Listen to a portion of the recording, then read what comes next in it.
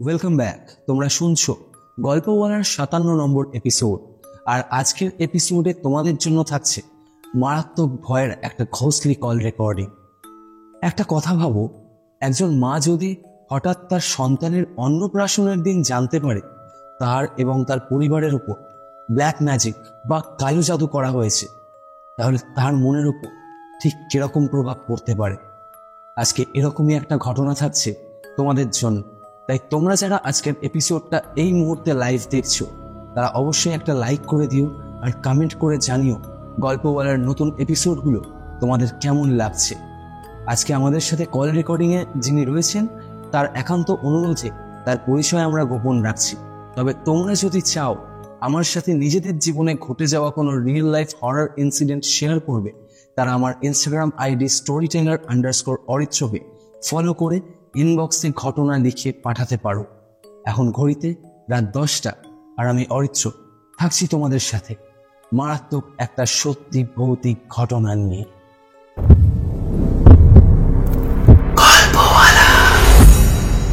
Spotify original horror podcast.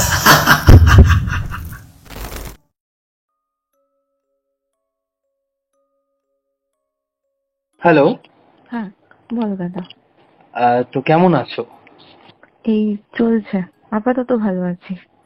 তো তুমি আমার সাথে শেয়ার করেছো তোমার জীবনের একটা ঘটনা, মানে তোমার ছেলে জন্ম নেওয়ার সময় থেকেই তোমার সাথে যে ঘটনাগুলো ঘটেছে, মানে এই ব্ল্যাক ম্যাজিক, কালো জাদু, এইগুলো হ্যাঁ। তোমার লাইফে যে প্যারানর্মাল এক্সপিরিয়েন্স ফিল করিয়েছে। এর আগে আমি প্রচুর এরকম কালো জাদু বা ব্ল্যাক ম্যাজিকের ঘটনা শুনেছি বা আমার গল্প বলা পরিবারেও শোনানো হয়েছে, বাট তোমার ঘটনাটা কোথাও না কোথাও একটু অন্যরকম। আসলে ওই ঘটনাগুলো শুনেই আমি আর কি ইন্সপায়ার হই কি আমি নিজের ঘটনাটাও শেয়ার করি গল্পওয়ালা পরিবারের সাথে। তো তোমার লাইফে বা তোমার পরিবারে বা তোমার তোমার ছেলের সাথে যে ঘটনাটা ঘটেছে বা তোমরা যে প্যারানর্মাল এক্সপিরিয়েন্স ফিল করেছো, আমি ভীষণ এক্সাইটেড যে তুমি যখন আমায় বলেছো যে ঘটনাটা কিভাবে শুরু হয়েছে, সেই জায়গাটা মানে আমি জাস্ট এখনো ভাবছি। তো আমি চাইবো গল্প বলার সকল শ্রোতা যেন এই ঘটনাটা শোনে। তো তুমি বলো এই ঘটনাটা কবে থেকে শুরু হয়েছে আর কিভাবে তোমার লাইফে এখনো পর্যন্ত ইম্প্যাক্ট ফেলছে। দেখো, নর্মালি আমার ঘটনাটা আমি পুরোপুরি ভাবে ফিল করতে পারি আমার ছেলে হওয়ার কিছু মাস পর থেকে, মানে ধরো ওই 1 থেকে 1.5 মাস পর থেকে। কিন্তু আমি যখন এটাকে রিলেট করি, তো তোমাকে আমার ঘটনাটা বলতে হয় আমাদের বিয়ের সময় থেকে। তো প্রথমত আমার রিলেশন হয় 2017 সালে, আর তখনই আমি নতুন চাকরিও পাই ওই সালেই। তো রিলেশন নর্মালি চলে। দেন লকডাউন হয়ে যায় 20 সালে, তারপরে গিয়ে তখন চাকরির একটু সমস্যাও হচ্ছিল, সব জায়গাতে তো আর ওয়ার্ক ফ্রম হোম থাকে না। তারপরে 2020 সালের তোমার এন্ডের দিকেই আমরা মানে দুবারিতে প্রস্তাব দেয় কি এবার বিয়ের দিকে এগোনো যাক। তো প্রথমটাতে তোমার বিয়ের ঠিক হলো। ঠিক হওয়ার পর বিয়ের তোড়জোড় শুরু হলো বাড়িতে। দুই বাড়ি যেহেতু খুব বেশি ডিস্টেন্সে নয়, তো একই সাথে কেনাকাটা করতে যাওয়া এই সমস্ত জিনিস সব শুরু হলো। এবার আমি আমার বিয়ের কার্ডটা অনলাইনে আর কি যেরকম হয় না ফেসবুকে মার্কেট প্লেস, ওখান থেকে দেখে আমি একজনকে বিয়ের কার্ডটা অর্ডার দিই। আর আমার শ্বশুর বাড়িতে বিয়ের কার্ডটা লোকাল এরিয়াতেই অর্ডার দেয়। তো যথারীতি শ্বশুর বাড়িতে বিয়ের কার্ডটা আগে চলে আসে। এবার যেই দিন আমার শ্বশুর মশাই বিয়ের কার্ড নিয়ে আসে, সেই দিন রাত্রিবেলাতে মানে হঠাৎই আমার কাছে 3:30টার সময় ফোন আসে যে উনি নাকি আর নেই। এবার উনি সুস্থ ছিলেন, ওনার রোগের মধ্যে ছিল খালি সুগার, এছাড়া নর্মালি উনি আর কোনো রোগে ভুগতেন না। তো ওনার সেদিন আহ রাতে খিচুড়ি খেয়েছিলেন, তো সেখানেই বোধহয় গ্যাস থেকে বা কিছু হয়ে উনি হার্ট অ্যাটাক করে যান। আর কোভিড যখন, যেহেতু তো এই টাইমটা কোভিড এর খুব ইয়ে ছিল, তো সব হসপিটালেও নিচ্ছিল না, নিয়ে দৌড়াদৌড়ি করতে করতে যখন গিয়ে একটা হসপিটালে পৌঁছয়, তখন গিয়ে উনি হার্ট অ্যাটাক করে যায়। ওখানে 2-3 মিনিট সার্ভাইভ করেছিল, দেন ওটা হয়। তো আমরা খুবই শক পাই একটা, আর আমাদের বিয়েটাও পোস্টপন্ড হয়ে যায়। তার ঠিক 1 বছর বাদে আমাদের বিয়ে হয়। এবার বিয়ের পর আমার সম্পর্ক সবার সাথেই খুবই ভালো। আমার শ্বশুর মশাই নেই, আমার বাড়িতে আমার জ্যাঠা শ্বশুর মশাই থাকে, আর জেঠি শাশুড়ি থাকেন, আমার শাশুড়ি আর আমরা। তো খুবই ছিমছাম ফ্যামিলি, কোনো রকম মানে ঝামেলা ঝামেলা নেই। এবার আমার মানে ননদ রয়েছে, তার বিয়ে হয়ে গেছে, সেও খুব কমই যাতায়াত করে আসে। আর সবই ঠিকঠাকই। আর আমার শাশুড়ি ননদের সবার সাথে আমার সম্পর্ক ভীষণ ভালো, মানে ভীষণ ভালো, মানে ভীষণ ভালো। সারাদিন তাদের সাথেই গল্প করে আমার কেটে যায়, এরকম একটা ব্যাপার।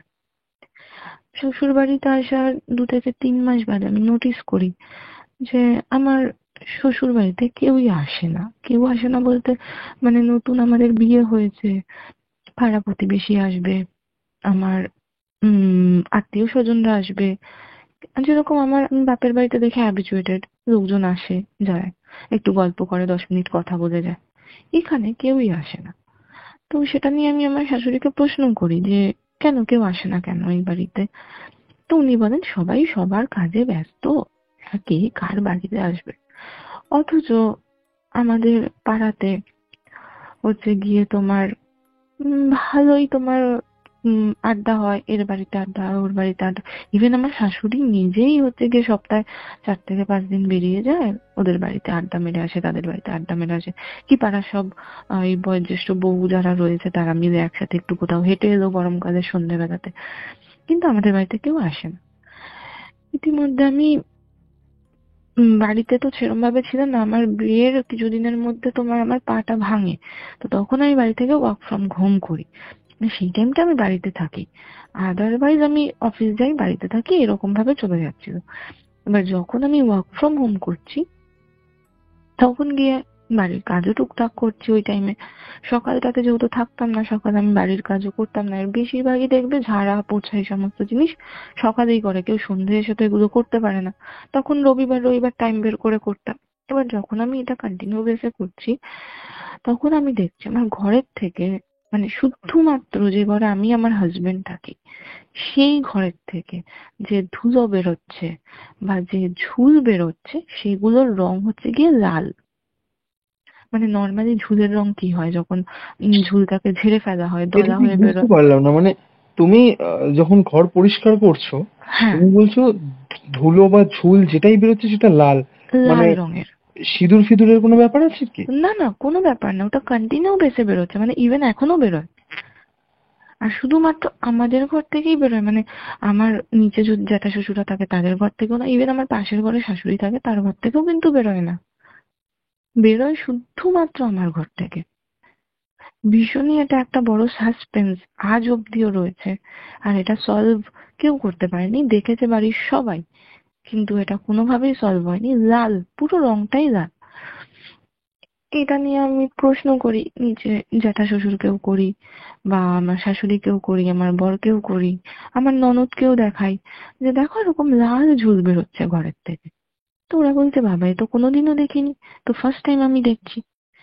তো আমি ব্যাপারটাকে অত, কেন কি ওই টাইমে দাঁড়িয়ে এই সমস্ত জিনিস তো আমি আর বুঝতে পারিনি কিছু। তো কন্টিনিউ বেসে বেরিয়ে যাচ্ছে বেরিয়ে যাচ্ছে, হয়ে গেল। কিছুদিন বাদে আমি প্রেগনেন্ট হই। আর তার মধ্যে হলো শাশুড়ির সাথে আমার মাঝে সাঝে টুকটাক নিয়ে ঝামেলা লাগতো। মানে তুমি ডাস্টবিনটা কেন রান্নাঘরে নর্মাল জিনিসের সাথে ঠেকিয়ে রেখেছো, এই সমস্ত টুকটাক নিয়ে, ছোটখাটো জিনিস নিয়ে। তো সেটাও খুব স্বাভাবিক ব্যাপার, শাশুড়ি বৌমার মধ্যে ঝামেলা টুকটাক লাগতেই পারে।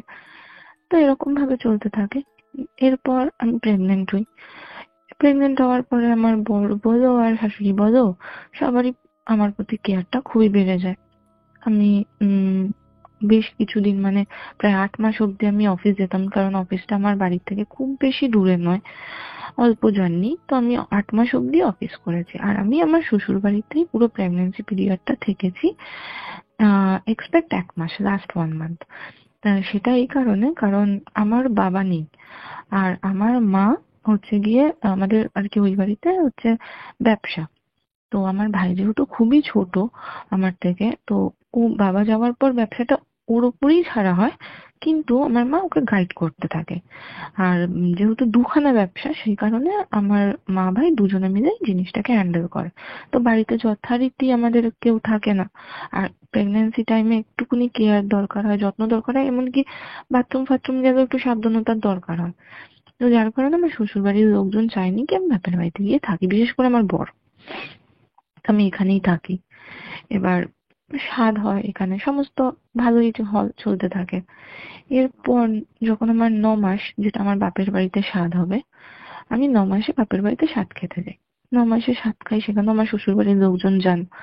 স্বাদ হয় ওখানে, স্বাদ ফাদ খাওয়া হওয়ার পর বিকেলের দিকে, স্বাদ তো দুপুরে হয়, বিকেলের দিকে আমার বর বলছে চলো বাড়ি চলো। এবার তখন আমার মা বললো স্বাদ খেয়ে সেই দিনই বাড়ি যেতে নেই, একটা রাত অন্তত কাটিয়ে যাক এখানে। তো ও বললো ঠিক আছে। বাড়ি চলে এলো ওরা, আমি ও বাড়িতেই থাকলাম। এবার পরের দিন ও আমাকে দুপুরবেলাতে ফোন করে বলেছে যে মা আর কি আমার শাশুড়ি ওকে বলেছে, আমার বরকে, যে মা বলছে তোকে এখন ওখান থেকে আনতে না, তোমাকে এখন ওখান থেকে আনতে না, কারণ ওখানে তো তোমার বাড়ির একদম কাছে তো হসপিটাল, মানে আমার তো নার্সিং হোমে হয়েছিল, তো একদম কাছে। তো তোমার এখন তুমি ওখানেই থাকো, প্লাস আমাদের এখানে রাত বেরাতে ট্রান্সপোর্টও খুব ভালো না, তো যার কারণে তুমি ওখানেই থাকো। আচ্ছা, আমার শ্বশুর বাড়ির একটু ডেসক্রিপশন এখানে দিয়ে নিই। আমার শ্বশুর বাড়ির একদম পাশে হচ্ছে রেল লাইন। আর সেই যেই জোনটাতে আমার শ্বশুর বাড়ি এবং কিছুটা এরিয়া, সেই জোনটা খুব খারাপ জোন, মানে ওখানে নেগেটিভিটি খুব বেশি অ্যাট্রাক্ট হয়। ইভেন ওটাকে আমরা বরাবরই সুইসাইড জোন বলেই চিনি। আমার বিয়ের 2 বছরের মধ্যে সুইসাইড ওখানে, জোন কেন? আমার বিয়ের 2 বছরের মধ্যে ওখানে 7 থেকে 8টা সুইসাইড হয়ে গেছে। 2 বছরে? 2 বছরের মধ্যে Strange. ইন্টেনশনালি আনইনটেনশনালি, বাট হয়ে গেছে। মানে এটাও আমরা শুনেছি যে কেউ ড্রিঙ্ক করে, মানে লাস্ট আমাদেরই মানে এরিয়ার একজনের একটা ছেলে করেছে, যার বয়স খুবই কম, বিয়েও হয়নি। সে মানে ড্রিঙ্ক করে রেল লাইনের ওপর উঠে তার গার্লফ্রেন্ডকে ভিডিও কল করতে করতে বলছে যে দেখ আমি কিন্তু সুইসাইড করব, আমি কিন্তু সুইসাইড করব। বলতে বলতে ট্রেনে এসে ওকে মেরে দিয়ে চলে গেছে। তো এরিয়াটা খুবই বাজে, যেহেতু এরকম এরিয়া। তো এটাই হচ্ছে কি এরিয়া। আর আমার বাড়ির এক পাশে হচ্ছে মাঠ, আর এক পাশে হচ্ছে পুকুর। তো তোমার, এটা আমার শ্বশুর বাড়ির ডেসক্রিপশন। তো আমি তো ওই টাইমটাতে বাপের বাড়িতে থাকি। আমার বর রোজ যায় সকাল বিকেল আমার সাথে দেখা করে আসে। তো ইতিমধ্যে আমার পেইন ওঠে 2-3 বার, বাট ওটা ফলস পেন হয়। তারপরে গিয়ে আমাকে হসপিটালে ভর্তি করা হয় একদিন সকালে। ছেলে হয়ে যায়। এবার ছেলে হওয়ার পরে বাপের বাড়িতে থাকবো না শ্বশুর বাড়িতে থাকবো, এটা নিয়ে একটা দুবিধা। আমার মায়ের হচ্ছে গিয়ে প্রথম, আমি তো বড় মেয়ে, আমার প্রথম বাচ্চা হয়েছে, তো সে খুব করে চাইছে আমাকে ও বাড়িতে রাখতে। আর আমি প্রেগন্যান্সি পিরিয়ডে যখন ও বাড়িতে ছিলাম, আমার যে দিদুন, তিনি এসেছিলেন, যেহেতু বললাম বাড়িতে কেউ থাকে না, তিনি এসে ছিলেন আমার সাথে, কি একজন তো দরকার বাড়িতে ওই টাইমে। এবার বাচ্চা হওয়ার পরও দিদু রাজি আছে, দিদুনকে আমি থাকবো, যাকে এখানে রাখ। এবার আমার শ্বশুর বাড়ির লোকজনের বক্তব্য, তাদের বাড়ির নিয়ম আছে, তাদের বাড়ির বাচ্চাকে সেকেন্ডের জন্য নাকি একা ছাড়া যায় না আতুর পিরিয়ডে। এই সমস্ত বিভিন্ন দুবিধায় থাকার পরে আমার বড় আলটিমেট ডিসিশন নেয় না, ও ওখানেই থাকবে, আমাদের বাড়িতেই থাকবে। তো আমি শ্বশুর বাড়িতেই হসপিটাল থেকে চলে আসি। এখান থেকেই একটু একটু করে শুরু হয় ঘটনা। শ্বশুর বাড়িতে আমি চলে আসি। আমার ননদ দুবেলা করেই আসে, ননদের বাড়ি কাছে। অ্যাকচুয়ালি ননদের শ্বশুর বাড়ি দূরে, কিন্তু ননদ এখানে আলাদা থাকে। তো ননদ দুবেলা করে আসে, আমার ছেলেকে দেখে যায়, রাখে। হ্যাঁ, আমিও তখন বাড়িতে রয়েছি। প্রথম 1 মাস তো কিছুই করিনি, 1 মাস বাদে থেকে ওয়ার্ক ফ্রম হোম আমার শুরু হয়েছিল। এবার তোমার এইভাবে চলছে। হঠাৎ করে আমি দেখি যে আমাকে ঠিক মতো খেতে দেওয়া হচ্ছে না। মানে আমার ওই টাইমে সবে সবে ওটি হয়েছে, বাচ্চা হয়েছে, খিদে প্রচুর। তো আমাকে সকালের খাবারটা দেওয়া হচ্ছে দুপুরে, বলছে একবারে দুপুরের খাবার খেয়ে নাও, তারপরে রাতে গিয়ে খাওয়া। এভাবে খুব কষ্ট হচ্ছে আমার। আর আমি এটাও নোটিস করতে থাকি যে ছেলে হওয়ার পর দিন 10 মতো আমার বর কিন্তু আমাকে ভীষণ যত্ন করেছে, এমনকি ও কেয়ারও প্রচুর করেছে, প্রেগন্যান্সি টাইম বলো নর্মাল টাইম বলো যখনই হোক।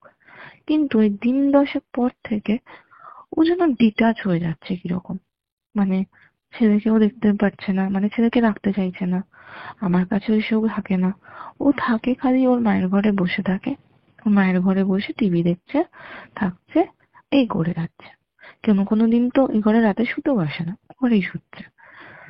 জিনিসটা ও ও নর্মালি কোনোদিন এরকম করেইনি। আর এমনকি আমার বিয়ের পর থেকেও আমাকে খুব কাজ ছাড়াও কম করেছে, মানে আমার বাপের বাড়িতে গিয়ে আমার থাকাও ওই কারণে খুবই কম হতো, কারণ ও যেতে দিত না আমাকে, না যাবে না। তো এরকম ব্যাপারটা এতটা ডিটাচমেন্ট জিনিসটা খটকা লাগছে। তারপর যখন খাওয়ার এই অসুবিধার কথা আমি যখন বলতে থাকি যে আমি এরকম ঠিক টাইম মতো পারছি না, তখন আঁতুড় চলছে, আমি রান্নাঘরেও যেতে পারি না। তো খেতে দিচ্ছে না আমাকে, এই না ওই না সেই না। তো ও কোনো রকম কেয়ার করে না। এবার মানুষের দেখবে খিদেটাই সব। হ্যাঁ, যখন ওটাই তুমি ঠিক মতো না পাবে তখন তোমার আলটিমেট তোমার টেম্পার হাই হতে থাকবে দিনের পর দিন। আমারও টেম্পার হাই হচ্ছে, একে তো ছোট বাচ্চা, বিভিন্ন ধরনের হরমোনাল চেঞ্জেস, বিভিন্ন ধরনের কিছু, তার মধ্যে খাওয়ার অসুবিধা। তো আমি খুব কান্নাকাটি করি, একা একা থেকে কান্নাকাটি করি। ওর ওপর একদিন অফিস থেকে ফিরেছে সবে, আমার ওটা হয়তো করা উচিত হয়নি, আমি খুব চিৎকার করেই ওকে বলে উঠলাম যে তুমি কি দেখতে পাচ্ছ না যে আমার কি হচ্ছে, এই হচ্ছে সেই হচ্ছে। ওতে ও খুব টেম্পার্ড হয়ে যাচ্ছে, টেম্পটেড হয়ে যাচ্ছে। ও চিৎকার করে 2-4টে কথা বলে বেরিয়ে যাচ্ছে ঘরের থেকে, আর ঘরে আসছেই না। হ্যাঁ, এই জিনিসগুলো হতে থাকে, ঝামেলা প্রচন্ড বাড়তে থাকে। ইতিমধ্যে আমার ননদেরও এই বাড়িতে আসা বন্ধ হয়ে যায়, দিদি আর আসে না এই বাড়িতে। আমাদের মধ্যে ঝামেলা কন্টিনিউ ভাবে বাড়তে থাকে। আমি জানাই, দিদিকে জানাই, মাকে জানাই। হ্যাঁ, ভীষণ ভাবে বাড়তে থাকে, ভীষণ ভাবে, এতটা লেভেল হাই হয়ে যায় যে আমার বর আমার গায়ে পর্যন্ত হাত তোলে, মানে যেটা আনএক্সপেক্টেড যাকে বলে, গায়ে হাত তোলে। সেটা নিয়ে তো খুব তোলপাড় হয়, খুব ঝামেলাঝাটি হয়, এই সেই, আমি আর থাকবো না এই বাড়িতে, এই সমস্ত জিনিস। তো আলটিমেট সেগুলো আবার নর্মালাইজ হয়ে যায়। কিন্তু এই ব্যাপারটা একদমই যে নিভে গেল তা নয়, এ জ্বলছে এরকম ভাবে, আর চলেই যাচ্ছে। বাড়িতে শাশুড়ির সাথে অশান্তি, আমার বরের সাথে অশান্তি দিনে দিনে বাড়ছে।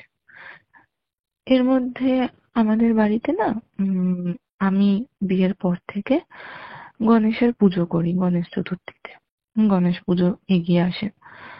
আমি আর গণেশকে না আমি বড় ছেলে রূপে পুজো করি, মানে বিভিন্ন ধরনের বিভিন্ন মানুষ তো বিভিন্ন রূপে তাকে পুজো করে, আমি তাকে পুজো করি বড় ছেলে, যে সে আমার বাড়িতে ওই টাইমে আসে, 7 দিন 10 দিন থাকে, তারপর আবার সে চলে যায়। তো গণেশ আসবে, আমি ওকে গন্নু বলি, গন্নু আসবে। ছেলে কিছু বোঝে না, ছেলেকে রীতিমতো বলতে থাকি যে বাবা গন্নু দাদা আসবে, দেখ সব ঠিক হয়ে যাবে, এবার সব ঠিক হয়ে যাবে, একা একাই কাঁদতে থাকি ছেলেকে কোলে নিয়ে। এইভাবে চলছে। গণেশ পুজো এগিয়ে আসছে, গণেশ পুজো যে হবে সেটা পর্যন্ত মানে এত অশান্তি, ডাউটেবল, মানে হবে হবে না, হবে হবে না, এরকম একটা ব্যাপার চলে যাচ্ছে। কিন্তু বলে না ভগবান আসার হলে ভগবান তো আসবেই। তো গণেশ পুজোর আগে সমস্ত জিনিসগুলো ঠিক হয়ে যায়, সব ঠিক হয়ে যায়, ঝামেলা অশান্তি সমস্ত কিছু। আমার বোন নিজের থেকে আসে, সমস্ত কথাবার্তা বলে, কি হয়েছে কেন হচ্ছে সবটা বোঝে। এবার ক- দেখো, রক্তের সম্পর্ক আর ছেলেদের একটা মেল ইগো ব্যাপার রয়েছে।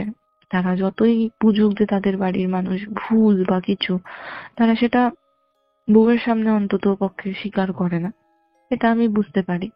তো সে স্বীকার করেনি, করবেও না, সেটা আলাদা ব্যাপার। বাট আমি জানি সে কিছু হলেও জিনিসগুলো অল্প স্বল্প হয়তো বুঝতে পারছে, রিয়েলাইজ করছে, এভাবে চললো। এবার গণেশ পুজোর আগে তড়িঘড়ি তোড়জোড়, বাড়ি ঘর পরিষ্কার হচ্ছে, এই হচ্ছে। আমার ঘরের খাট থেকে শুরু করে সমস্ত জিনিস পরিষ্কার হবে, সেদিন আমার বরের ছুটি, আমি তো ওয়ার্ক ফ্রম হোমই করছি। তো খাটের গদিটা আমার বরই তোলে। যখন গদিটা তোলে, গদির নিচে একটা জং পড়া পেরেক, সেটা ও নিজেই হাতে করে তোলে, তুলে বলে এটা কি, এখানে রেখেছো কেন এটা? আমি বললাম আমি তো রাখিনি এটা, আমি কেন একটা জম্পরা এরকম পেরেক আমার খাটের গদির নিচে রাখবো? আর আমার খাট নতুন খাট, আমার বিয়ের সময় এসছে, বলছে আমি কেন এরকম রাখবো?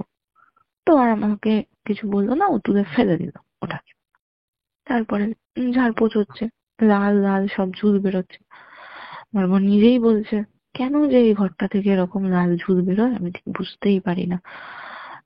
যাই হোক, বেড়ে গেছে। এইবার খাটটা আমি বললাম গদিটা পেতে দাও, আমি তোশকটা পেতে আমি চাদরটা পেতে দিচ্ছি, তুমি বাইরের ওই জায়গাগুলো একটু ঝেড়ে দাও, অত উঁচুতে তো আমি উঠতে পারবো না এখন, তুমি একটু ঝেড়ে দাও। বলে ঠিক আছে, বলে ও গদিটাকে পেতে দিয়ে বাইরে চলে গেল। এবার আমি গদির ওপর তোশকটা যখন পাততে যাব, আমি জাস্ট হা হয়ে গেছি জিনিসটা দেখে। আমি সাথে সাথে আমার বরকে দেখছি, কি গো শোনো শোনো, এদিকে আসো এদিকে আসো। ও এসছে, ও ভেবেছে আমি হয়তো পড়ে ফড়ে গেছি বা কিছু, দৌড়ে এসছে।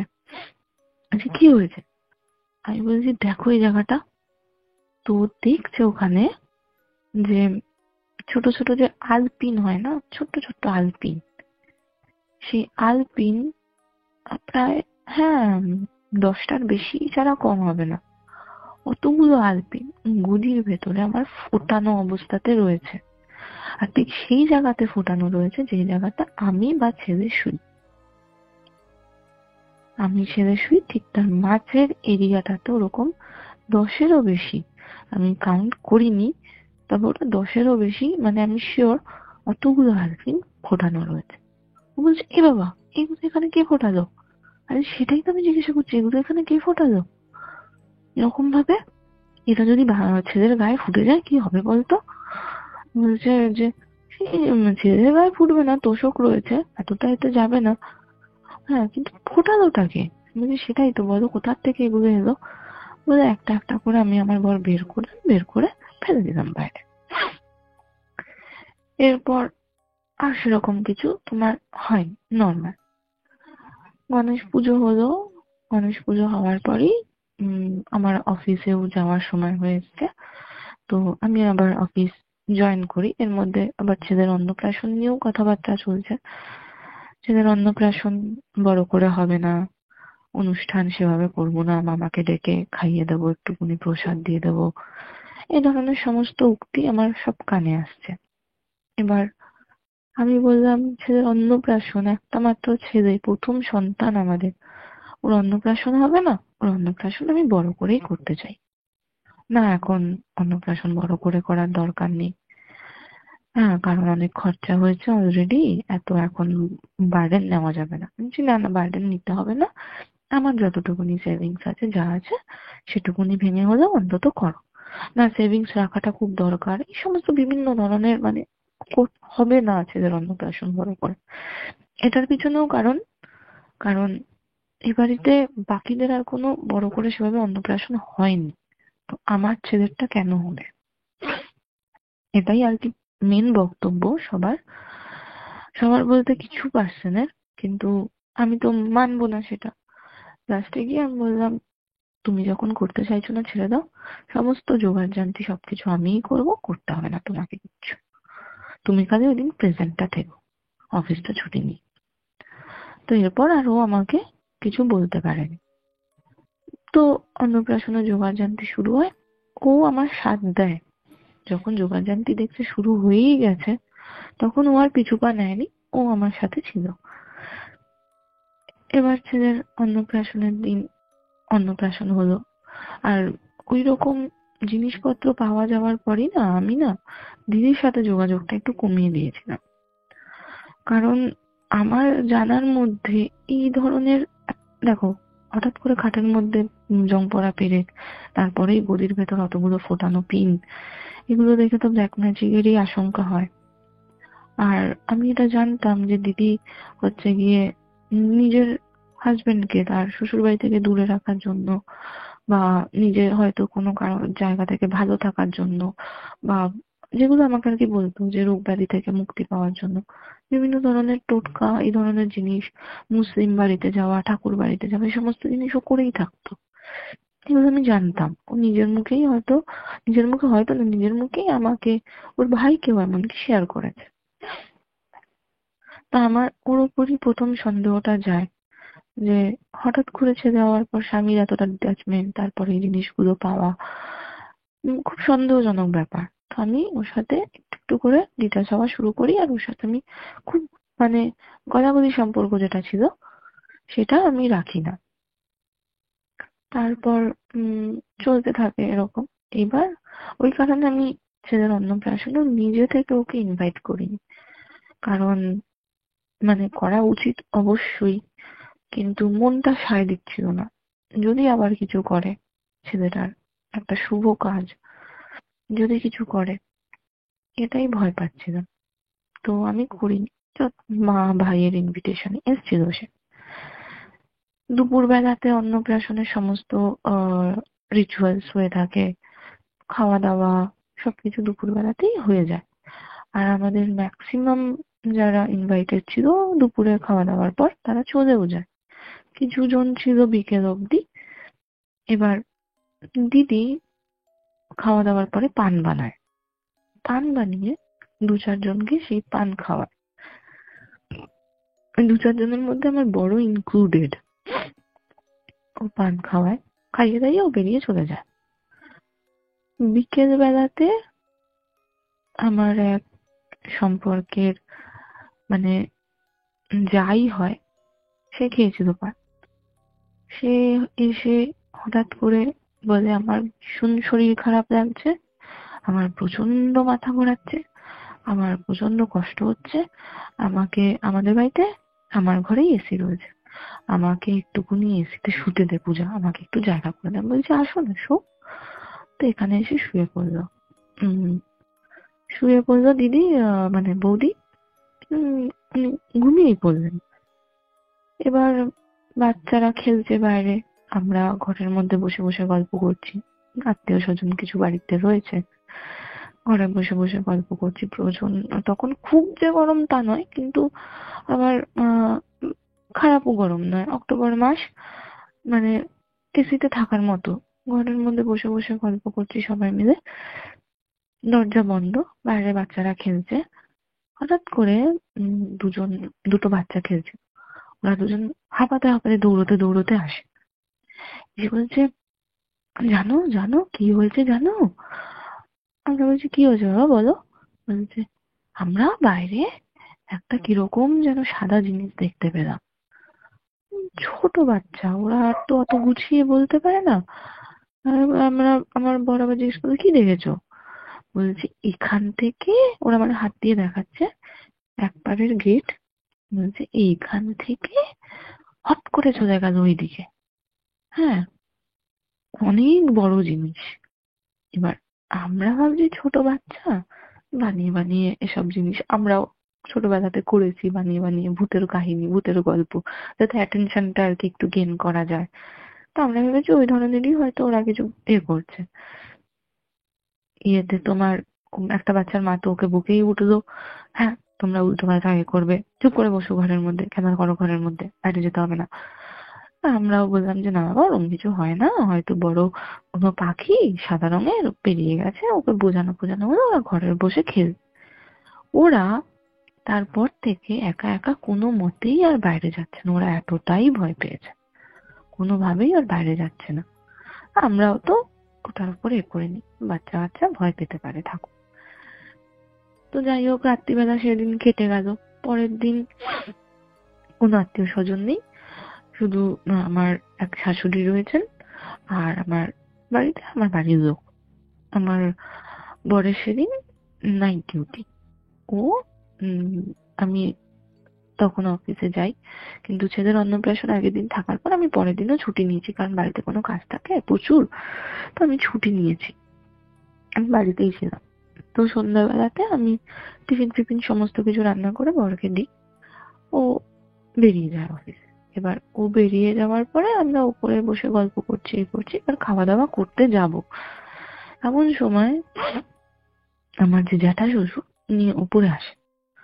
উপরে এসে আমার শ্বশুর মশাইয়ের যে ঘর, ওখান থেকে বাইরের পুরো এরিয়াটা দেখা যায়। ওখান থেকে আমি দেখছি, আমরা সবাই দেখছি যে উনি এপাশে ঝুঁকে কিছু খুঁজছেন, ওপাশে ঝুঁকে কিছু খুঁজছেন। তা আমি বললাম, কি হয়েছে গো, কি দেখছো? বলছে, আরে কালকে বাচ্চা দুটো বললো না এরকম দেখেছে, আজকে না আমি তালা মারতে গেছি যখন গেটে, আমিও দেখলাম হঠাৎ করে এরকম একটা বিশাল বড় সাদা একটা বরফ টাইপের এক পাশ থেকে এক পাশে চলে গেল। আমার বলতে এখনো গা হাত পা কাটা দিচ্ছে। আহ এটা শুনে আমরা সবাই বলি, কোথায় কোথায়? আমরাও অনেকক্ষণ দাঁড়িয়ে দাঁড়িয়ে দেখতে থাকি। আমরা আবার বলছি কি, লক্ষ্মী প্যাঁচা গেল নাকি? বলছে, না না, অত বড় লক্ষ্মী প্যাঁচা, মানুষের থেকেও বড় হাইটের। হ্যাঁ, বলছি, কি বলছো, এত বড় হাইটের এখান থেকে কি যাবে? বলছে, গেছে, একদমই গেছে। আমার এতটাও আমি ভুল দেখবো না, সেকেন্ডের মধ্যে পাস হয়েছে। হুম। আমি আবার বললাম যে পাশের বাড়িতে এক ভদ্রমহিলা থাকেন, উনি এরকম সাদা শাড়ি পরে থাকেন। তা আমি বললাম, উনি নয় তো? তো বলছে যে না না, ও কখন শুয়ে ঘুমিয়ে পড়েছে, উনি হবে কোথা থেকে, আর উনি ঢুকবেই বা কোথা থেকে? হ্যাঁ। তা আমি বললাম, কি জানি, বুঝতে পারছি না। কালকে বাচ্চা দুটো বললো, বলছে বাচ্চা দুটো শুধু বলেনি, একজনের জ্বরও এসে গেছে। হ্যাঁ, আমি বলছি, যা বাবা, কি হচ্ছে বাড়িতে? কাক তোমার জ্যাঠা শ্বশুর তখন নিচে চলে গেল এসব বলে ফলে। আমরা রাতে খাওয়া দাওয়া করে আমি ছেলেকে নিয়ে ঘরে ঢুকে শুয়ে পড়লাম। ঘরে আমার দুই শাশুড়ি শুয়ে পড়েছে। এর পরের দিন আমার আর আমার বোনের মধ্যে কারণে প্রচন্ড পরিমাণে ঝামেলা লাগে। ঝামেলা লাগে, ঝামেলা হচ্ছে। তারপর আবার ডিউটিতে বেরিয়ে গেল। তারপরের দিন ও যখন ফিরেছে, এটা আমি পরে জানতে পারি যে ওর দিদির বাড়িতে কিছু পুজো ছিল, সেই পুজোর প্রসাদ খেয়ে বাড়িতে ঢুকেছে। কিন্তু এটা আমি জানতে পারি পরে, আমি তোমার আগেই জানিয়ে দিলাম। ও বাড়িতে ঢুকলো, বাড়িতে ঢুকে ফ্রেশ ফ্রেশ হলো। ফ্রেশ ফ্রেশ হয়ে ও ঘরে ঢোকাতে আমি ওকে কটা প্রশ্ন করি। কি প্রশ্ন করেছি এমন কিছু, মানে হাইপার টেম্পার হওয়ার মতো করিনি। কিছু প্রশ্ন করেছি, তুমি কালকে এরকম ভাবে কেন বেরিয়ে গেলে, হ্যাঁ, বা ফোন করেছি, ফোনটা কেন ধরোনি, এই ধরনের দু তিনটে হয়তো প্রশ্ন ওকে করেছি। ও সেই প্রশ্নের রিয়াকশন বাবদ আমাকে বিশাল জোরে জোরে চিৎকার করে কয়েকটা রিপ্লাই করে, বা যথারীতি ওরকম ভাবে রিপ্লাই আসাতে আমিও টেম্পটেড হয়ে গেছি। আমিও তখন উল্টে ওরকম ভাবেই কিছু রিপ্লাই করি। এতে ও আমার গায়ে আবারও হাত তোলে, মানে কোনো কারণ নেই। অন্নপ্রাশনের দিন আমরা কত ভালো একসাথে সমস্ত কিছু করেছি, ছিলাম। কিন্তু ওই দিন পান খেলো, তারপর প্রসাদ খেলো, খাওয়ার পরে ও আবারও আমার গায়ে ভাবে হাত তুললো। আর সেই হাত তোলা, দাদা, একটা নর্মাল ধাক্কা বা নর্মাল থাপ্পড় এই ধরনের জিনিস না। সেই হাত তোলা মানে গরু পেটানো, বোঝো? সেই টাইপের। মানে সেটার এমনই রিয়াকশন হয়েছিল, 3 মাস আমি ভুগেছি, 3 মাস। তো তো আমি সেদিন ভীষণ টেম্পটেড হয়ে যাই। আমি ওরই বাড়ির লোকেদেরকে আবারও ফোন করে জানাই। তারাও ভীষণ অবাক হয় ব্যাপারটাতে, যে দুদিন আগে বাচ্চাটার অন্নপ্রাশনে এত ভালোভাবে সবাই মিলে আমরা আনন্দ করলাম, সেই মানুষটা আজকে এইরকম কেন ব্যবহারটা করলো। তো হয়ে গেল। তারপর থেকে যথারীতি আমাদের মধ্যে কোনো কথাবার্তা নেই, কিছু নেই। সপ্তাহখানেক বাদে আমার কাছে ওর খুব একটা ক্লোজ ফ্রেন্ডের ফোন আসে। আমাকে ও মাঝে মধ্যেই ফোন করে, খবর পাতি নেয়। সেদিনও যথারীতি ফোন এসছে, আমি ধরেছি।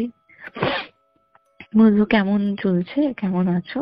আমি তো ছেলের অন্নপ্রাশনে যেতে পারলাম না। হ্যাঁ, আমি বললাম, এই চলছে, ভালোই চলছে। বলছে, কোথায় আর ভালো চলছে? হ্যাঁ, আমি বলছি, না না না, ভালোই চলছে, সব ঠিকই আছে। বলছে, ভালো আর কোথায় চলছে, আমি তো সবটাই শুনলাম। আমি বললাম, কে বললো? বলছে, যে করেছে সেই বলেছে, যে করলো সেই বললো। আমি বলছি, তাই নাকি? আর বলো না, কি যে হচ্ছে বাড়িতে, আমি কিছু বুঝতে পারছি না। বলছে ও নিজেও বুঝতে পারছে না ও কি করছে। ও উম তুমি বলে নাও আগে, তারপর আমি বলছি। আমি বললাম যে জানো তো এরকম এরকম জিনিস, সবটা তো আর খুলে বলা যায় না। আমি বললাম যে এরকম খুব মানে হাই টেম্পার্ড হয়ে যাচ্ছে, এরকম কথায় কথায় গায়ে হাত তুলে ফেলছে, কেন করছো? ওই জিনিসটা তো কোনোদিনও করেনি, আমাদের এত বছরের সম্পর্ক ছিল, তারপর বিয়েরও প্রায় বছর খানেক আমরা কাটিয়ে ফেলেছি, এখন কেন এই জিনিসগুলো হচ্ছে আমি না বুঝতে পারছি না। বলছে সেটাই ভাবার বিষয়, আমিও ব্যাপারটা নিয়ে সেটাই ভাবছি, কারণ ও এরকম তো ছেলে নয়, আর আমরা ওকে কোনোদিন এইভাবে দেখিও নি, আমরা শুনে বন্ধুরা যারা আমরা শুনলাম, ওর মুখেই শুনলাম, আমরাও খুব অবাক হলাম ব্যাপারটাতে। আর প্রশ্ন করায় ও বললো আমি নিজেই চিনতে পারছি না যেন আমি নিজেকে। বুঝতে পারছি যে আমি এটা মানে আমার উম, মানে আমি চাইছি না করতে, কিন্তু যেন আমি করতে বাধ্য হচ্ছি। হুম আমি কেন এতটা টেম্পটেড হয়ে যাচ্ছি আমি নিজেই বুঝতে পারছি না। আর সব থেকে বড় ব্যাপার, আমি বিশ্বাস কর আমি ওর গায়ে হাত দেওয়ার কথাও ভাবি না কোনোদিনও, আর আমি চাইও না, কিন্তু আমি কেন করছি আমি নিজেই বুঝতে পারছি না।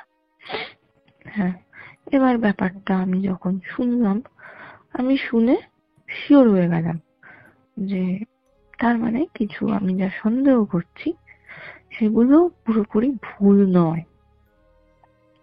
তারপরেই আমি আমার জ্যাঠা শ্বশুরের কাছে জানতে পারি যে সেদিন ও যে বাড়িতে ঢুকেছিল, সেদিন দিদির বাড়ি হয়ে এবং দিদির বাড়িতে প্রসাদ প্রসাদ খেয়ে তারপরে সে এসেছিল।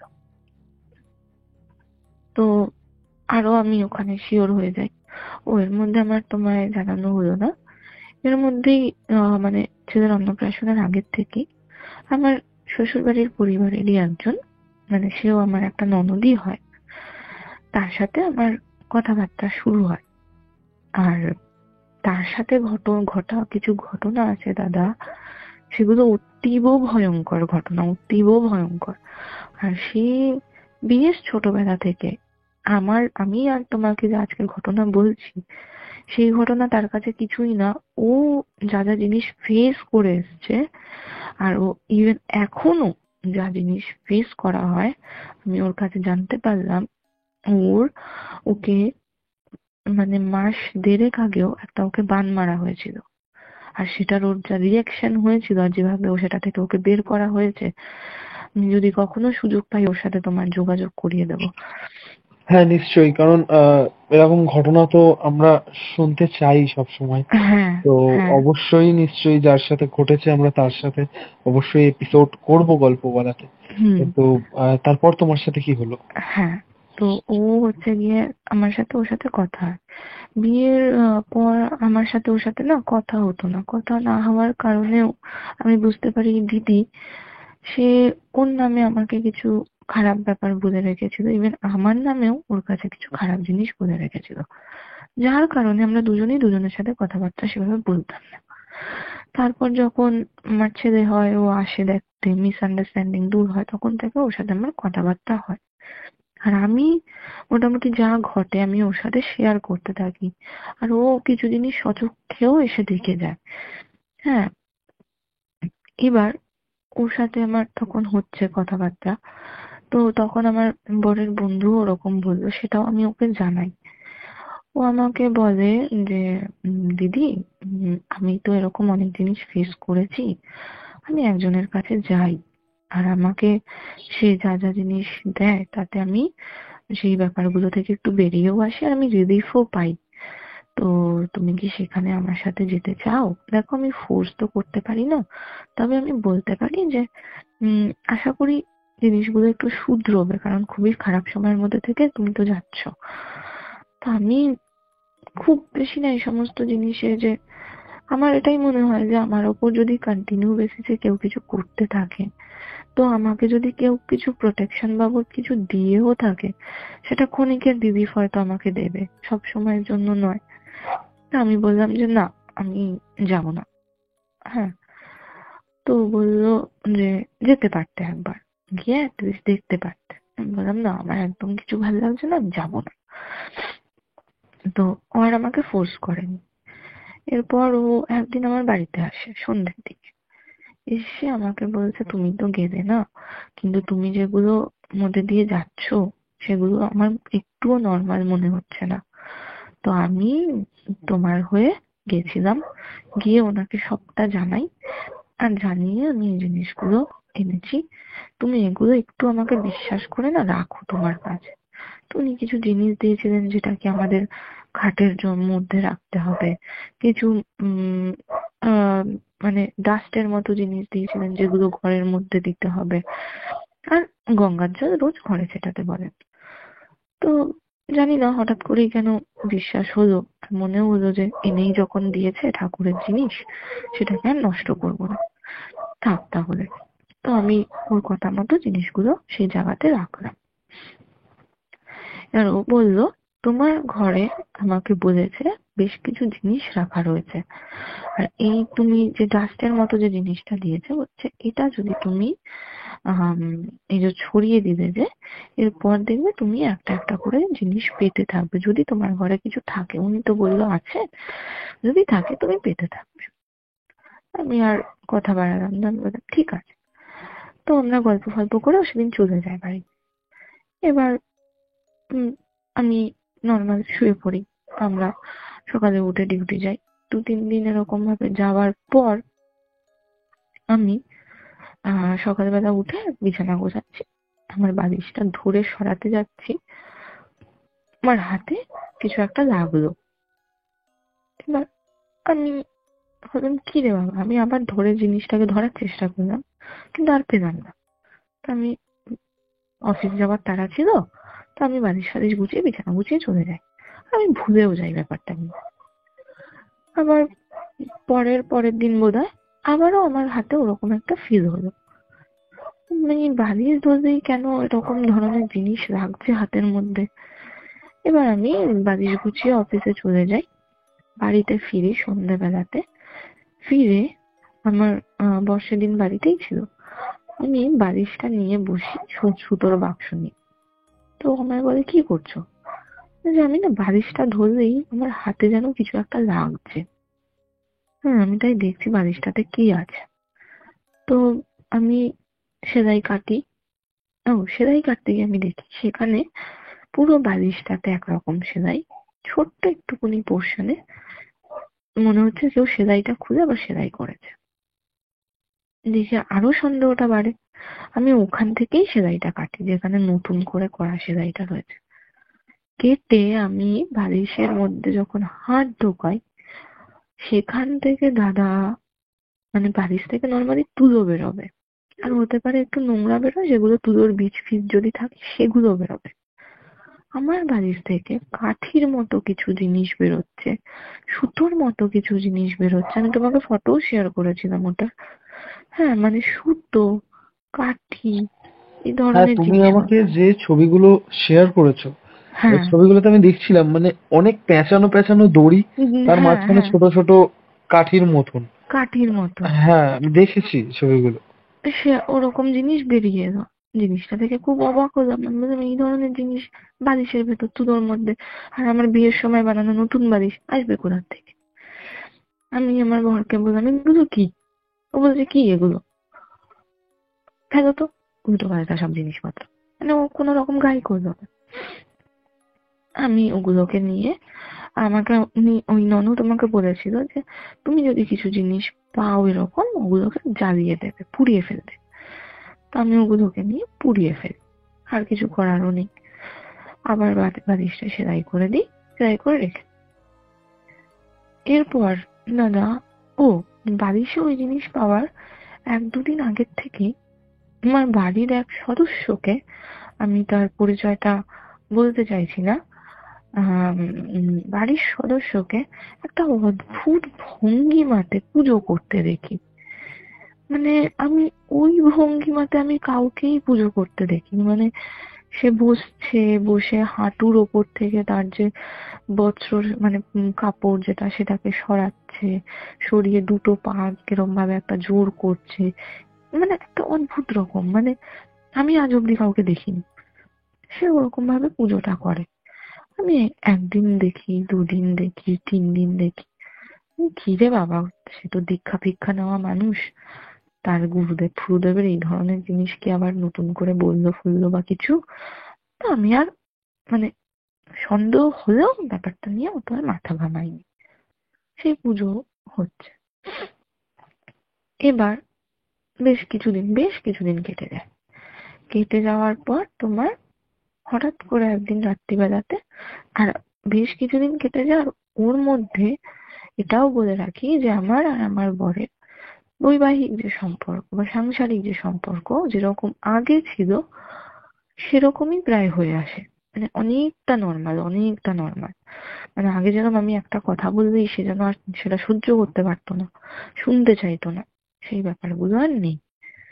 সমস্ত জিনিসগুলো অনেকটা নর্মাল হয়ে গেছে।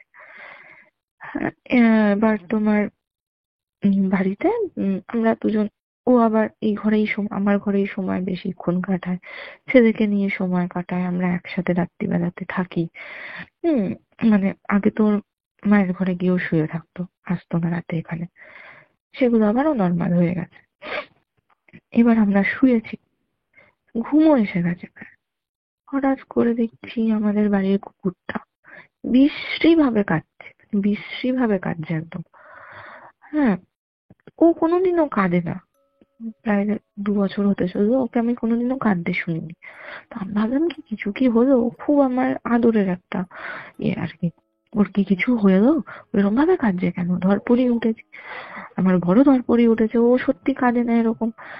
তো আমরা বাইরে বেরিয়ে ও আমাদেরকে দেখে ওর কান্নাটা আরো বেড়ে যাওয়াতে আমরা বলেছি কি হয়েছে। ও দেখি আমাদেরকে চাটছে, এ করছে। হ্যাঁ, আমরা বললাম কি কিছু হবে না, লাইট তো জ্বালানোই থাকে, আরো একটা লাইট পাশের লাইট জ্বালিয়ে দিলাম। জ্বালিয়ে দিয়ে আমরা ঘরে ঢুকে গেলাম। ঘরে ঢোকার পরে আবার তার কান্না। এবার গিয়ে আমার বর বকাই দিল ওকে। হ্যাঁ, কি হয়েছে নাকি, মাঝরাতে এরকম ভাবে কান্নাকাটি কিসের জন্য? ও চুপ করে গেল। আমরা আবার ঢুকে এসে আমি সবে বিছানাতে উঠেছি, বর উঠেও আবার কাঁদছে। এবার এরকম ভাবে বারবার কাঁদছে, বারবার আমরা যাচ্ছি, বকা দিচ্ছি, আসছি, এইভাবে তো রাতে ঘুমানোও যাবে না। আর ও কাঁদছেই বা কেন, আমার কিরকম একটা লাগলো। আমি সাথে সাথে কি মনে হলো, আমি কর্পূর নিলাম, লবঙ্গ নিলাম, সেটাকে জ্বাললাম, আর ধূপ ধরালাম 1 গোছা। আমি আমার বরকে বললাম তুমি এখানে একটু দাঁড়াও, আমার ভয় লাগছে। তো ও দাঁড়ালো। আমি কর্পূর, লবঙ্গ, ওই ধূপ সমস্ত কিছু, ও যেখানটাতে শুয়ে সেই জায়গা থেকে, পাশের যে জায়গাটা অন্ধকার থাকে সেখান থেকে সব ঘুরিয়ে ফুরিয়ে পুরো বারান্দাতে ঘুরিয়ে এনে কর্পূরদানিটা ঠাকুর ঘরে ঢুকিয়ে রেখে দিলাম, আর ধূপগুলোকে ও যেখানে শোয় ওইখানটাতেই আমি রেখে দিলাম। রেখে দিয়ে ঘরে ঢুকলাম, ঘরে ঢুকে আমরা দুজনেই শুয়ে পড়লাম। আশ্চর্য ভাবে নোটিস করলাম যার কান্না থামছিলই না, প্রায় আধা ঘন্টা ধরে তাকে বকা হচ্ছে, চুপ করানো হচ্ছে, থামছে না, সে চুপ করে শুয়ে পড়েছে। তার আর কোনো কান্নাকাটি কিচ্ছু নেই।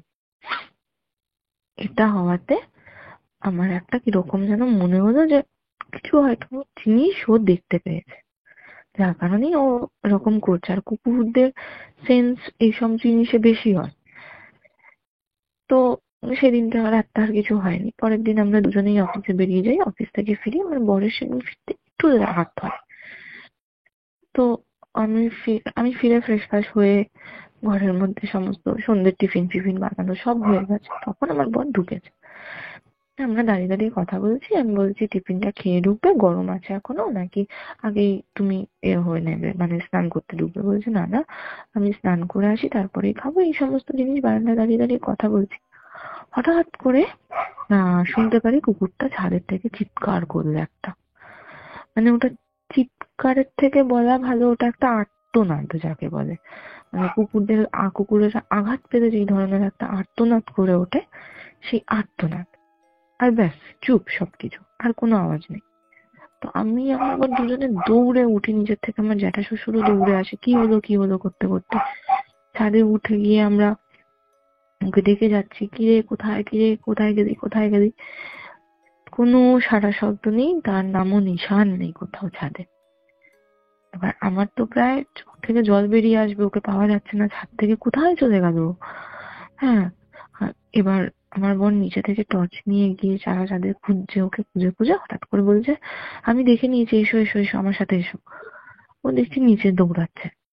তো পড়ে গেল ও ছাদ থেকে। আমি দৌড়াতে দৌড়াতে নেমেছি, নেমে নিচে গিয়ে দরজাটা খুলতেই ও ভীষণ ক্লান্ত ভাবে দেখলাম এগিয়ে এসে ঘরে ঢুকেই শুয়ে পড়লো। যথারীতি 3 তলা ছাদের থেকে যদি কেউ পড়ে যায়, সে যে বেঁচে আছে এটাই তো একটা বড় ব্যাপার। নাক ফেটে গেছে, আর প্রচন্ড ক্লান্ত ভাবে ও এসে শুয়ে পড়েছে। আমরা ওকে আদর করছি, ও হালকা হালকা করে আমাদেরকে চাটছে। মানে ও হয়তো বলতে পারলে বলতোই কিছু, কিন্তু ও তো বলতে পারে না। আমার বর ওকে কোলে করেই ওপরে নিয়ে আসে। ওপরে নিয়ে আসে, ওর পুরো শরীরে বরফ ডলে দেওয়া হয়, ভলিনি স্প্রে করে দেওয়া হয় যাতে কোথাও লেগে থাকলে সেটা থেকে ও রিলিফ পায়। ওকে একটু জল খাওয়ানো হয়, খাইয়া ও শুয়ে পড়ে। খুব ক্লান্ত চোখে শুয়ে শুয়ে আমাদের দিকে কন্টিনিউ তাকিয়ে থাকে। এবার আমি বলে উঠি, কালকে এভাবে ধূপ ধরানোর পরও চুপ করে গেল, আর আজকেই ও ছাদ থেকে পড়ে গেল। ও এত দিন ধরে ছাদে থাকে, সকাল বিকেল, কোনোদিনও পড়েনি, ও আজকে কি করে পড়ে যায়? তা আমি বলি, তুমি তাড়াতাড়ি স্নানটা করে বেরোও তো। ও স্নান করে বেরোয়। আমি গঙ্গার জল, ধুনুচি, ধুনুচির মধ্যে আমি কর্পূর লবঙ্গ সবকিছু দিয়ে নিই, আর এক গোছা ধূপকাঠি ধরিয়ে আমি বলি, এসো আমার সাথে। ও বলছে, কি হচ্ছে এসব? আমি বলছি, তুমি এসো না একটু, কেন এত এ করো? তো ও আসে ছাদে। আসার পরে ছাদের থেকে আমি যতটা সম্ভব হয়েছে বাড়ির চারপাশে করে গঙ্গার জল ছিটাই, আর হনুমান চল্লিশা পড়তে থাকি সাথে সাথে, গঙ্গার জল ছিটাতে থাকি। এরপর ধুনো দেখাই চারপাশ ধরে, ধূপ দেখাই, দেখিয়ে ধূপগুলো ছাদেই রেখে, ধুনুচিও ছাদেই রেখে গঙ্গার জলটা নিয়ে আমরা নেমে আসি। তুমি ভাবতে পারবে না দাদা, আমরা জাস্ট হচ্ছে গিয়ে আমাদের যে ফ্লোরটা, লাস্ট সিঁড়িটা থেকে আমাদের ফ্লোরে পাটা রেখেছি আমি জাস্ট, আর মাঠের পাড়ে এক দল কুকুর রেল লাইনের দিকে তাকিয়ে কি যে বিশ্রী ভাবে কাঁদছে। মানে আমাদের পাড়া থেকে শুরু করে, পাশের পাড়া থেকে শুরু করে সবাই ওটা নোটিস করেছে যে নানা করেও 7 থেকে 10টা কুকুর হচ্ছে গিয়ে আহ রেল লাইনের দিকে তাকিয়ে কেঁদে যাচ্ছে, এক সুরে কেঁদে যাচ্ছে। সবাই আমরা বাড়িতে জানালা দিয়ে সেটা দেখি। দেখে আমার বরই তখন বলে যে গঙ্গার জল ছিটিয়ে আসার পরই বাড়ির সামনের রেল লাইনের ধারে এতগুলো কুকুর এরকম ভাবে কাঁদাটা খুব স্বাভাবিক ব্যাপার নয়। হ্যাঁ, নিজে জ্যাঠা শ্বশুরও বলে যে এরকম কেন হচ্ছে। হ্যাঁ, তো আমি বললাম, দেখেছো তো, আমার জিনিসটা খুব খারাপ মনে হলো যার কারণে। আর আমার এটাই মনে হয় যে আগের দিন ও সেন্স করতে পেরে আমাদেরকে জানান দেয় যে বাড়িতে কিছু একটা অ্যাক্টিভিটি হচ্ছে যেটা কি নেগেটিভ টাইপের, বা কেউ এসছে যে নেগেটিভ। হ্যাঁ, সেটা ও জানায় বলেই আজ যখন সে ঢুকেছে ওকে ছাদ থেকে ফেলে মারার চেষ্টা করলো। এটা আমি ওকে বললাম, বলার পরে আমার বর আর কিছু বললো না। তো যথারীতি রাত্রে খেয়ে দিয়ে শুয়ে পড়ি। এরপর আর সেরকম ধরনের, হ্যাঁ এরপর বলতে আমাদের ভীষণ আমরা ভয় পাই বাড়িতে, ভয় পাই। তো তখন আমার ভাইকে আমি সব জানাই। তো আমার ভাই এর একজন বন্ধু রয়েছে, যে মানে বাড়ির যিনি গুরুদেব, তিনি হলো কামাখ্যার পুরোহিত। আমার ভাই ওর বন্ধুকে বলে যে তুই একটু কথা বল না, দেখ না দিদির বাড়িতে এসব হচ্ছে, কি হচ্ছে এগুলো, আমার না ঠিক লাগছে না। আমার মাও ভীষণ চিন্তিত। ও আরেকটা জিনিস, এই যে যখন কুকুরগুলো কাঁদছে, এই ধরনের জিনিসগুলো আমরা সবাই অস্বাভাবিক অস্বাভাবিক জিনিস বলে বেড়াচ্ছি, তখন আমি যার কথা একটু আগে বললাম খুব অদ্ভুত ভঙ্গিমায় পুজো করছিল, সেই পুজো করছে প্রায় 27 দিন, যেদিন আমাদের বাড়ির কুকুরটা ছাদ থেকে পড়লো। আর সে খুব করে প্রমাণ করার চেষ্টা করতে থাকে যে ব্যাপারটা একদমই নর্মাল। একদমই নর্মাল ব্যাপার, কিছুই হয়নি, বাড়ির কুকুর ডিসব্যালেন্স হয়ে পড়ে গেছে, কিছু হয়নি। হুম।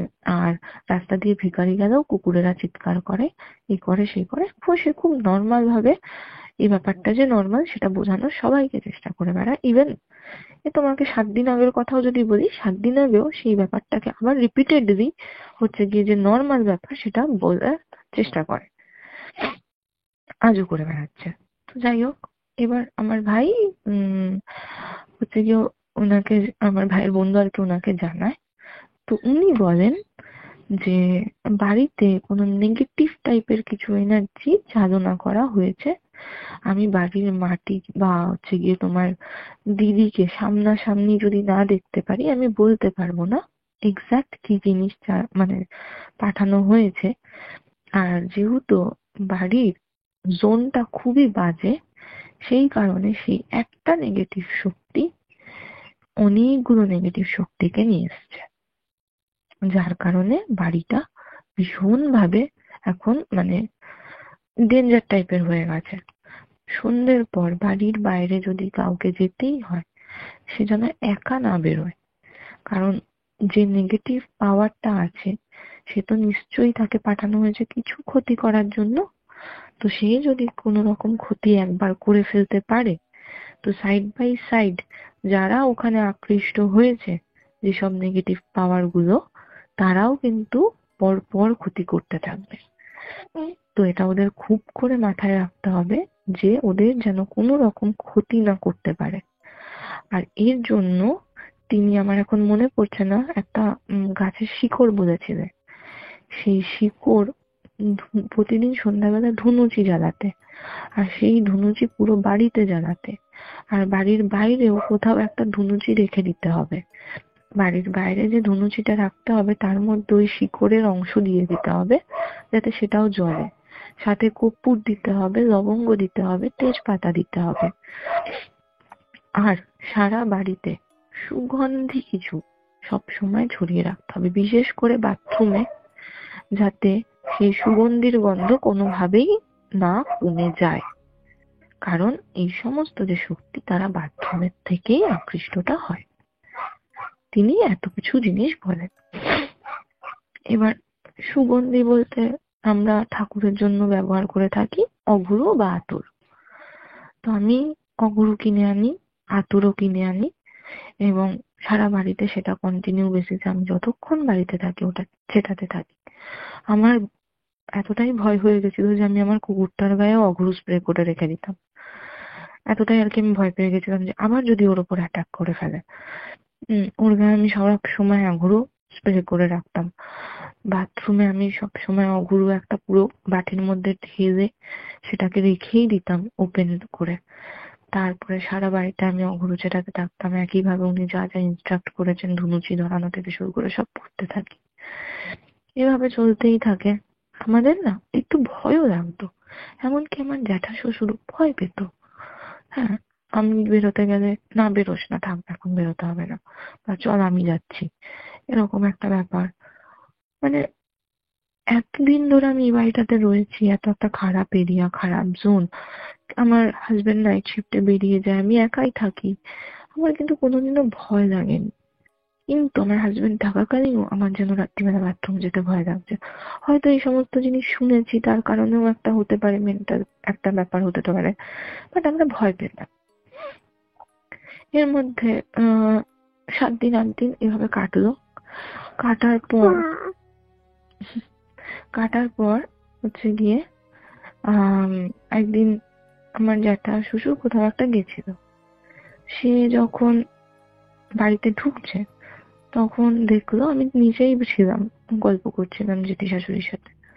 সে দেখলো বাড়ির যে মানে ওই অদ্ভুত ভঙ্গিমাতে যিনি পুজো করছিলেন, তিনি একটা ব্যাগ নিয়ে রেল লাইনের পাশের যে রাস্তাটা সেখান থেকে হেঁটে কোথাও যাচ্ছে। আমি আগেই বলেছি আমাদের এখানে ট্রান্সপোর্ট খুব খারাপ, আর আমাদের এখান থেকে মার্কেট, প্রথম যে মার্কেটটা যেতে হয় সেটা যেতে হেঁটে যদি যাওয়া হয় মিনিমাম 20 থেকে 25 মিনিট সময় লাগে। আবার যদি টোটো করেও ফিরে আসে বা অটো করেও ফিরে আসে 10টা মিনিট তো লাগবে। তো যাতায়াতে আধা ঘন্টা সময় মিনিমাম লেগে থাকে। যদি সে হেঁটে গিয়ে ফিরে আসে কোনো যানবাহনে। তো তখন আমার জ্যাঠা শ্বশুর দেখলো সে রেল লাইনের ধার ধরে হেঁটে যাচ্ছে। সে আবার এসে বললো যে দেখলাম রেল লাইনের ধার ধরে যাচ্ছে কোথায়। হ্যাঁ, এবার ঘরে ঢুকে বললো জেঠি শাশুড়িকে, চা করেছো? চা করো। বলছে চা কি করবো, বিস্কুট নেই ঘরে। বলছে তাহলে দাঁড়াও, তুমি চাটা বসাও, বিস্কুটটা নিয়ে আসি। মানে দশ মিনিট দশেকের মধ্যে সে বাইরে বেরোয় আবার বিস্কুট আনার জন্য।